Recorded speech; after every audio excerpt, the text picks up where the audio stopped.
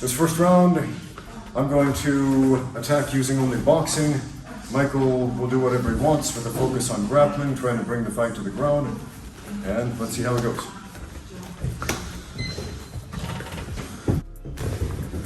Let's talk about boxing for MMA, or kickboxing for MMA, or jiu-jitsu for MMA. What is that? I got an interesting question on YouTube recently in the comments. This guy said something like, I want to be an MMA fighter, but I go to a gym where they have strict Muay Thai classes, plain boxing classes, just jiu-jitsu, but I want to do MMA. And I don't want to be disrespectful of my coaches, but I want to be able to perform these moves the right way for MMA, so what do I do? And the answer is, well, you could either do that, find a new gym, or if that's not an option, or you like your gym, just get a group of guys together and do some sparring on the regular, MMA sparring.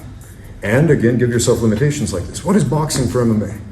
If you watch the way that I boxed with these guys, all right, that's boxing for MMA.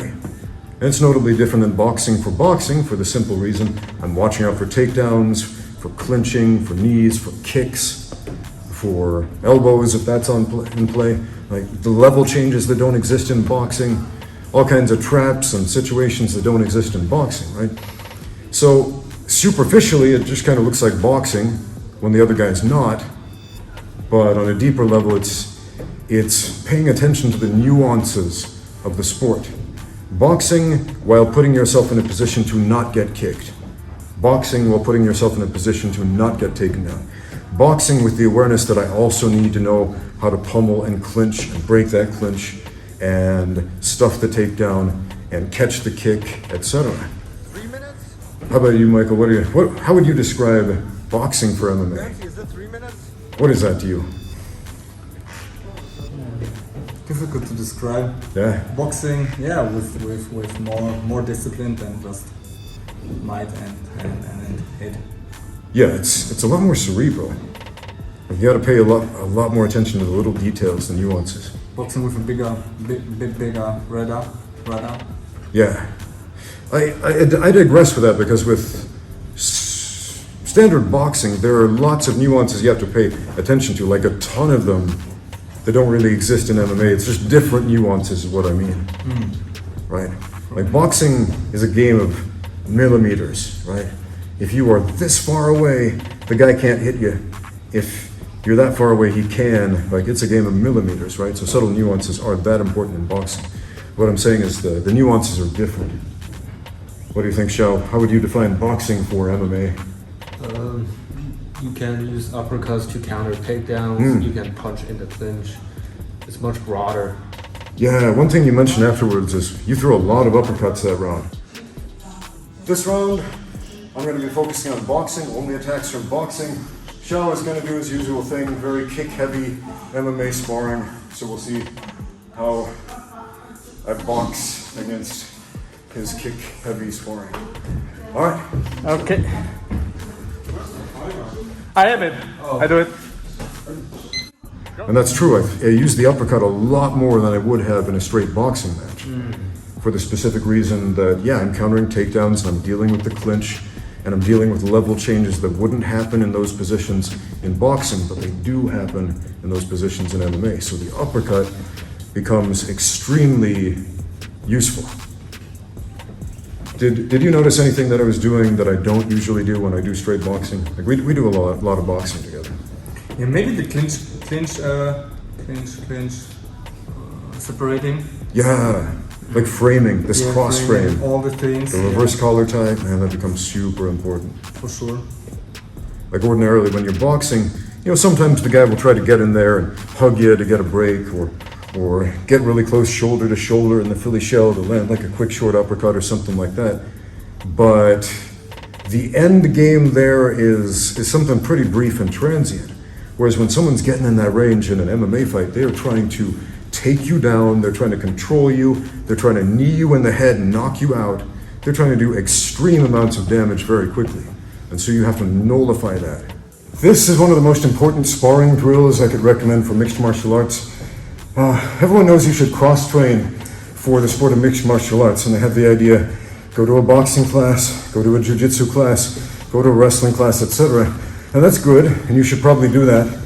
But you also need to test your boxing against MMA, test your kickboxing against MMA, test your jiu-jitsu against MMA, etc. So it's very easy to fall into the mindset of I'm comfortable the way I am, I like the way I spar, but that will only get you so far. And as soon as you find someone who's just a little better than you, they're going to win every time. So it's very important to challenge yourself. Like, what do you do without the striking? What do you do without the grappling? What do you do when you can't use your cool kicks?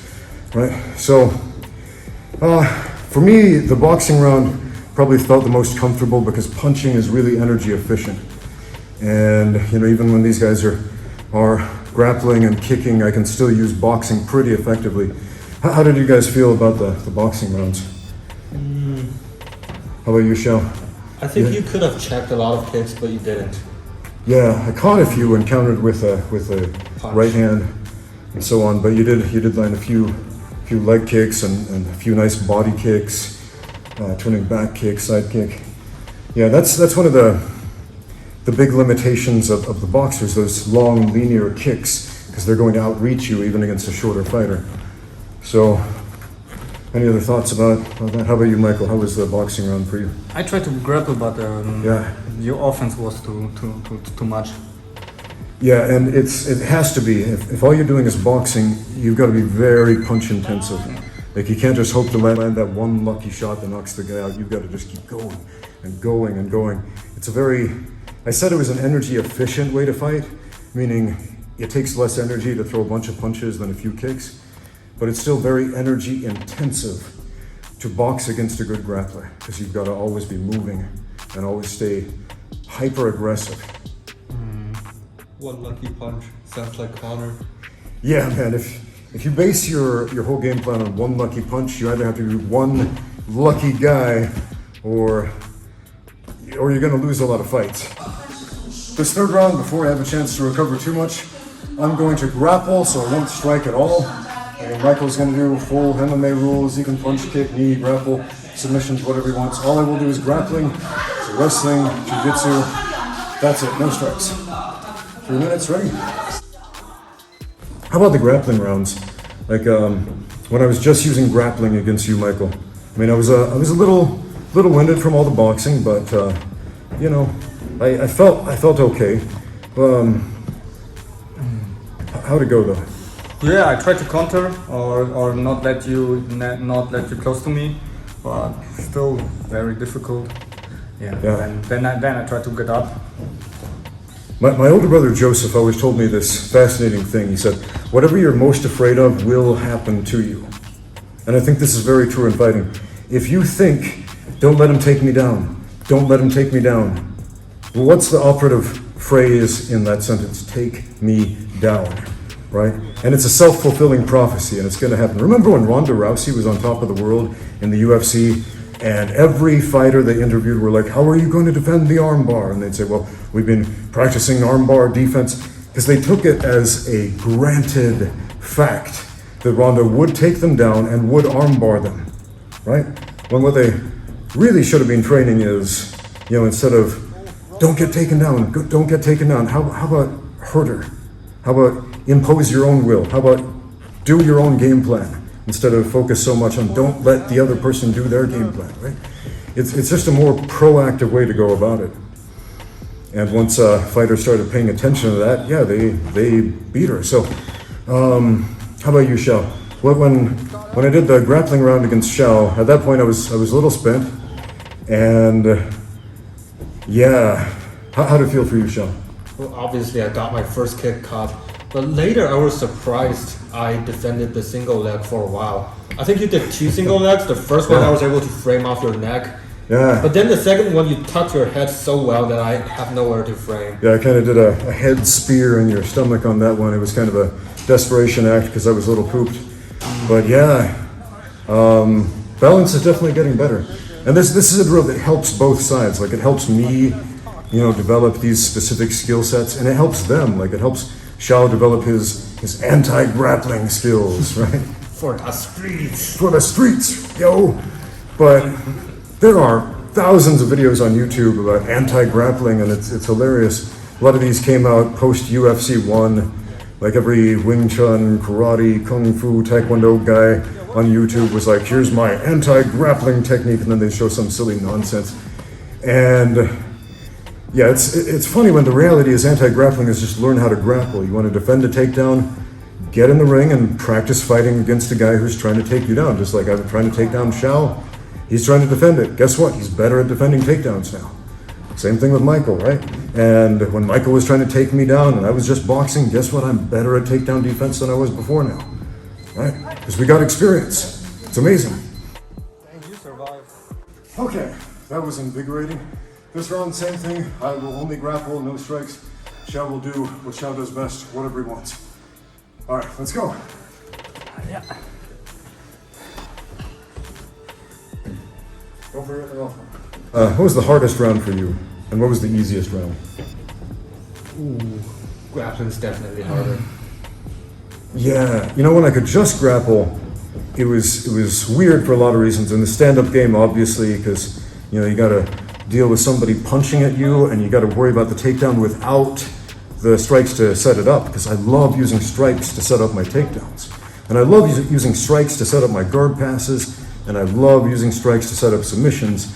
But all that was gone. I was back to straight jiu-jitsu against a guy punching at me, which is, and it's a very different type of situation. It's like bringing us back to the days of UFC 1, pretending I'm Hoist Gracie.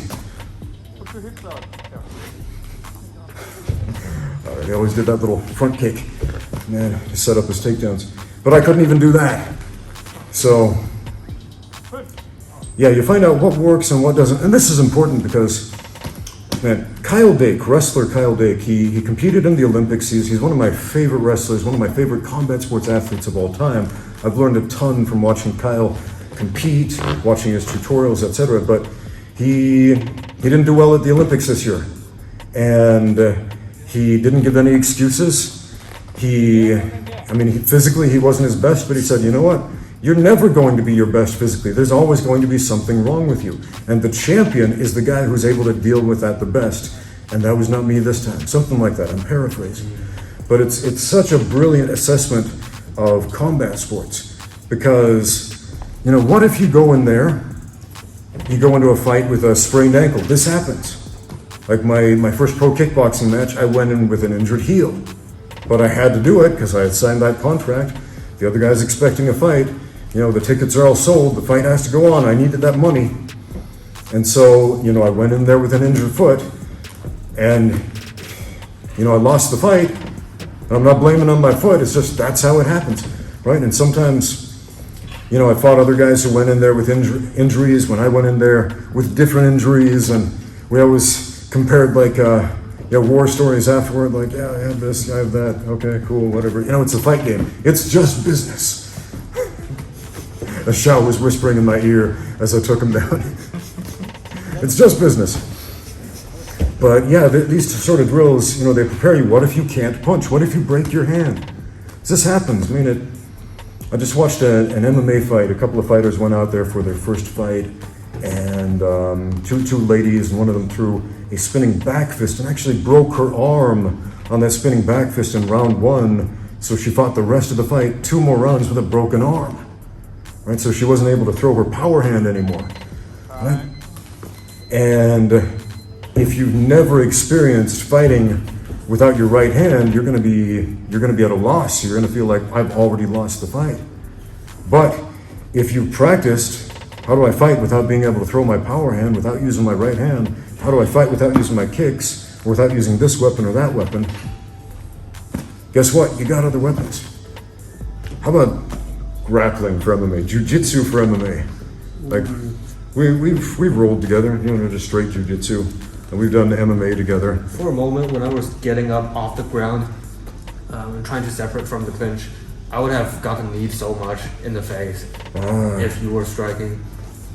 Yeah, that is why I was thinking about that. I was thinking about all the moments, I could strike here, I could strike here, I could strike here. Yeah. Reminds me of when I first started jiu-jitsu and I was so aggravated with the fact I couldn't throw punches, and I was like, I could punch you here, I could punch here, I could drop my elbow here, this sucks. But you have to learn to turn those feelings off when you're learning jiu-jitsu. I was talking to some fighter friends the other day, and one is a very advanced jiu-jitsu player, and the other one not as much, but he's a very good MMA fighter. And the MMA fighter and the jiu-jitsu guy, they rolled, and then the jiu-jitsu guy says something like, "You really shouldn't do that with your hand because you might get caught." The MMA guy's like, "Well, I can get away with that in MMA because I can just punch you," right? And that may be true, but it's not enough to think I can get away with it because I can just do this, because sometimes you can't, like we went over before. It's imperative that you master your jiu-jitsu, that you master your boxing, that you master your wrestling for the sport of MMA. Like, understand, like, when you need that hand, when you can punch, when you can't, what to do if you can't. Like, maybe your hand's broken. Happens a lot, all the time. Yeah. Anyway, I'm rambling a bit. Any other thoughts, guys? Grappling is gay. No, man! I'm trying to grapple better than the other guy, then it's not I'm gay. out! Grappling is gay in the antiquated sense of the word, meaning happy and joyful and frivolous and fun, full of glee. Unless I grapple better than the other guy, then it's not gay. Oh my. Final thoughts. I think you get better in this what remain for you. If, for example, you just do the boxing, you get better in the boxing, so it's a good exercise. Yep, it's pretty straightforward, but it's 100% true. Final thoughts, Xiao? Can't think of any. And that's okay.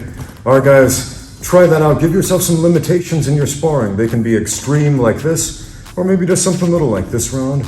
I'm gonna throw 5 jabs before I do anything else. Just give yourself a simple limitation. Because without the limitations, we don't ask the right questions. If we don't ask the right questions, we never find the answers. Thanks for watching.